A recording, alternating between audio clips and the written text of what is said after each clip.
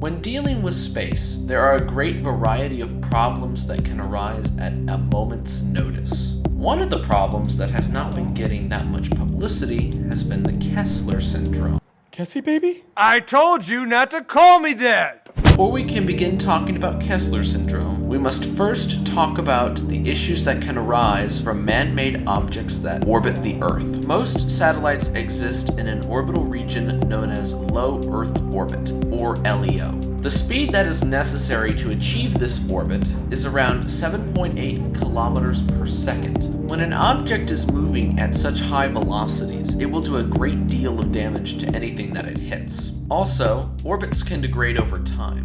This causes satellites to move into the path of others, which can lead to collisions. When these collisions occur, they produce other shrapnel, also moving at these same velocities.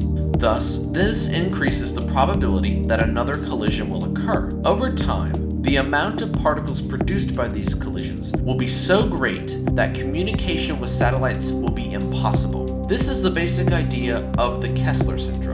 Everything from GPS to Wi-Fi requires a satellite connection. If the Kessler syndrome were to occur, it would destroy these technologies. It would also cause space exploration to be almost impossible. Scientists have proposed many different ways of dealing with this problem, but no solution has been funded yet. In conclusion, the Kessler syndrome is an unavoidable reality if people do not take action to stop it.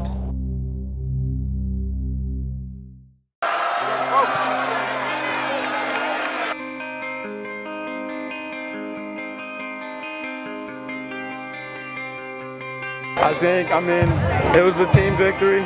You know, we won as a team. We came out kind of slow, and you know, we overcame adversity and we came out with the W. Honestly, I don't know what happened, but I caught it, and it was the best feeling in the world.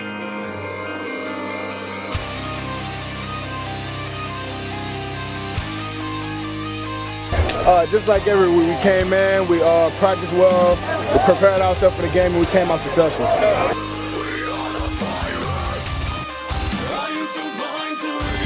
I feel great. Offense, we had a slow start, but we came out in the end, and we ended up finishing up like about 40 points. Defense pulled out and created a lot of turnovers, and that's all we want. The defense really has been a catalyst for a lot of good things this year, and our offense has been extraordinarily explosive at times, but we have to really focus this week, not only against Fountainblue, but going into the playoffs by starting fast. So. Yeah, I thought we really, like you said, we started out real slow. We can't do that, but I think we all bonded together. I think it's a good sign of character, especially of a good team.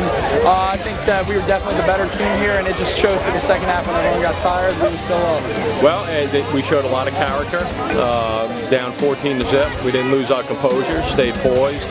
And it's usually a sign of a championship caliber team that doesn't get bothered by being behind, and our guys responded and played well, and I couldn't be prouder of our guys. You know, Logan came in and did a great job, so Logan was the next man up, and Logan came in and did a fantastic job filling in for Corey.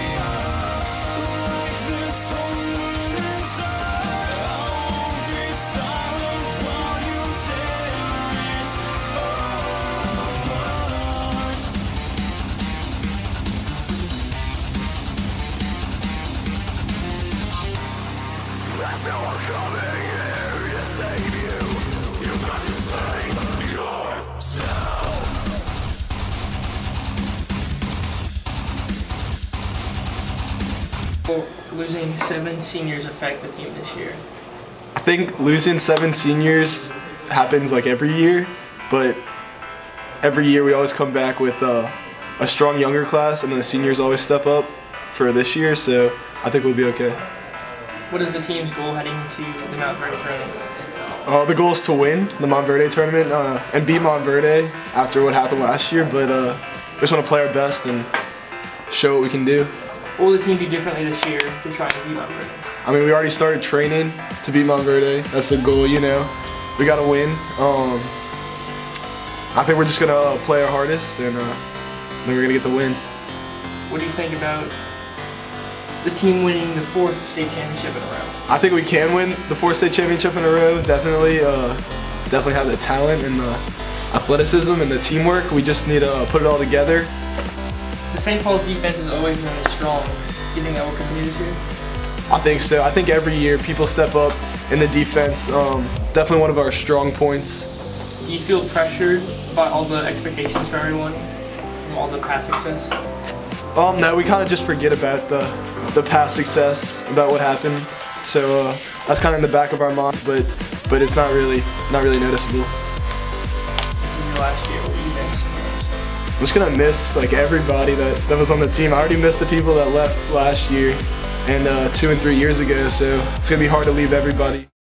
What's up, everybody? It's your boy Young Cauliflower, aka Carson Caulfield, here with another movie review, and this week I'm reviewing Inferno. So this movie was directed by Ron Howard and it stars Tom Hanks and Felicity Jones.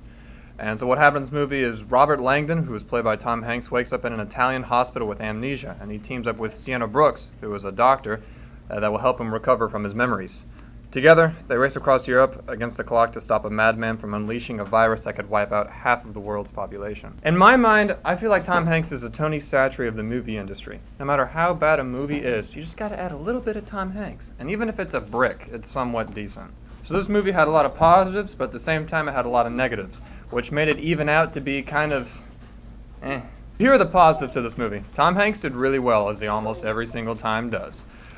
This movie really kept you entertained. It was a really fascinating plot. It was entertaining. It was a great story. Had a lot of twists. Had a big twist at the end. So it kept you entertained.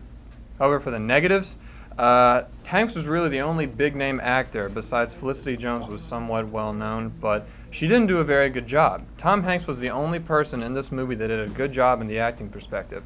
She didn't really sell her character well. I wasn't really feeling it. I don't think it was very realistic, and she just simply did not do a very good job. So even though it was a good plot, it really wasn't well written. There were a few holes in there. Sometimes it was hard to follow, and a lot of times it didn't really seem very realistic. So all in all, the positives and negatives balance out each other to just make this movie okay. Is it worth seeing? Maybe. Probably would wait a couple of weeks to see something else come out, but it's up to you. I'll give this movie a 3 out of 5 stars. So, thank you for watching, and I'll see you guys next week. Alright guys, welcome to Walking with Frosty here. How'd you feel about the World Series, Nick?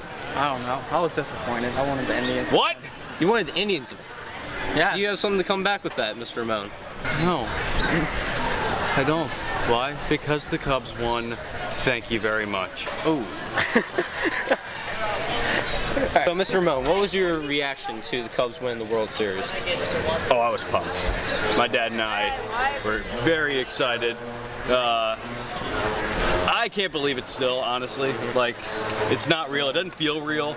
I was calling my friends in Chicago. I'm like, this isn't happening. When in the 9th inning, I'm sitting there FaceTime with my buddy Tom. He and his family are in South Bend, Indiana. I'm like, no, this isn't real. Do you have a celebration dance?